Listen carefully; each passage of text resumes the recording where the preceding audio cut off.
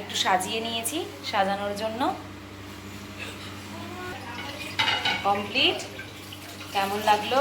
চিংড়ি মাছগুলো এবার কড়াইতে তেল গরম হয়ে গেছে, এবার এক এক করে দিই।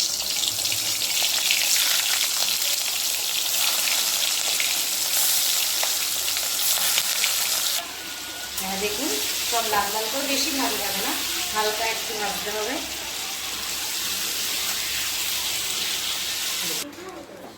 এই তেলের মধ্যে আমি একটু জিরে আর গোটা গরম মশলা ফোড়ন দিয়ে দেবো। আর এটার মধ্যে আমি আদা, জিরে আর হচ্ছে গিয়ে দুটো শুকনো লঙ্কা বেটে নিয়ে নিয়েছি। সামান্য নুন আর হলুদও দিয়ে দিয়েছি। মশলাটাকে সামান্য জল দিয়ে বেশ কিছুক্ষণ ধরে একটু কষিয়ে নিতে হবে।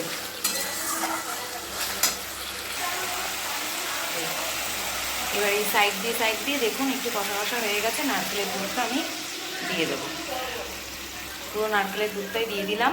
চিংড়ি মাছটা শক্ত শিলের মতো। এবার আমি ফুটছে দেখুন, সব চিংড়ি মাছগুলো এক এক করে দিয়ে দেবো।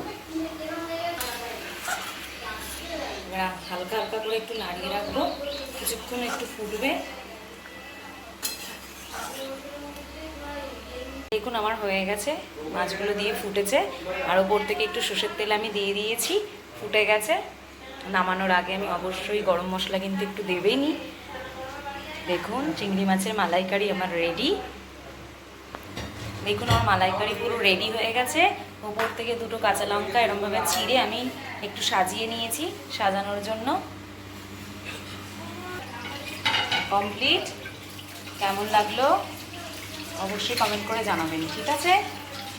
সুস্থ থাকুন, ততক্ষণের জন্য ভালো থাকুন। পরের ভিডিওতে আবার দেখা হবে।